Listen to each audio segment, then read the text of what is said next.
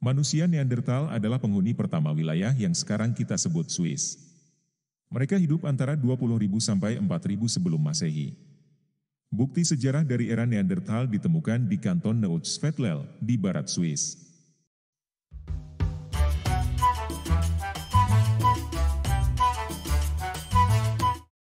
Kemudian, perdagangan perlahan berkembang, seiring dengan akses jalan setapak dari pegunungan mulai dibentuk.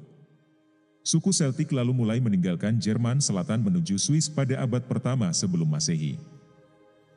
Suku ini dikenal dengan Helvetii. Nantinya, mereka datang untuk melawan Romawi. Lalu mereka didorong kembali ke Swiss oleh tentara Caesar pada tahun ke-58 sebelum Masehi. Lalu Roma mendirikan provinsi Helvetia di Swiss pada tahun ke-15 sebelum Masehi. Penduduk Celtic berasimilasi dengan Romawi selama 2 abad pertama Masehi. Kedamaian dan kemakmuran tercapai di antara mereka. Lalu akses gunung pertama dibuka, seperti jalur Julier, Splugen, dan Oberalp. Beberapa kota juga dibangun, seperti Augest yang menjadi ibu kota pada waktu itu. Lalu Avenches, dekat Danau Murten antara Bern dan Lausanne. Periode damai berakhir dengan dimulainya invasi Kekaisaran Romawi oleh Alemannians Jerman pada tahun 260.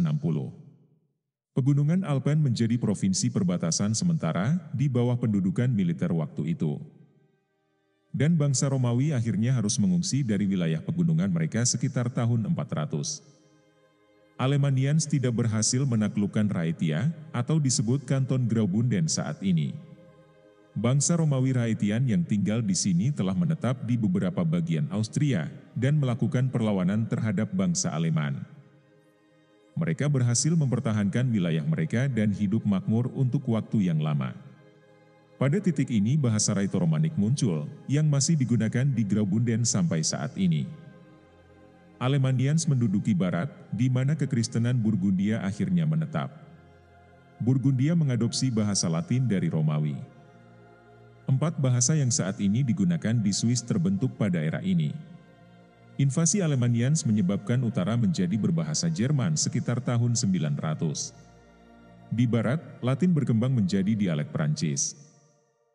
Sedangkan di selatan mengikut pada bahasa Latin yang lambat laun berkembang menjadi bahasa Italia. Hanya Graubünden yang terpisah sendiri, mengikut pada bahasa Raeto-Romaniknya. Abad ke-14 hingga ke-18 adalah fondasi awal pembentukan netralitas di Swiss. Kanton Luzern, Zurich, Glarus, Zug dan Bern bergabung dengan konfederasi antara 1332 dan 1353, sehingga hasil akhirnya memiliki 8 konfederasi kanton. Konfederasi mengalami serangan dari Savoie dan Burgundi yang memanas kembali. Kesuksesan konfederasi ini membentuk tendensi untuk ekspansi. Hal ini berhasil menguasai Milan dan Kanton Ticino pada tahun 1513, lalu melakukan aliansi dengan Jenewa dan Graubünden. Pada 1515, konfederasi kalah dalam pertempuran melawan kekuatan gabungan Prancis dan Venesia. Kemunduran ini mengakibatkan redefinisi tujuan bahwa konfederasi tidak lagi ditujukan untuk ekspansi dan menyatakan dirinya sebagai negara netral. Itu ditetapkan dalam perjanjian abadi dengan Prancis, yang masih menjadi dasar kebijakan Swiss hingga hari ini. Reformasi Swiss diluncurkan di Zurich. Umat Katolik memulai perlawanan mereka pada tahun 1550. Di mana kanton Katolik dan Protestan saling berseteru selama bertahun-tahun lamanya. Ketika Katolik pertama kali dikalahkan pada tahun 1712. Perjanjian Aaron menghasilkan keputusan tentang kebebasan beragama dan penyebaran kekuasaan antara kanton Katolik dan Protestan.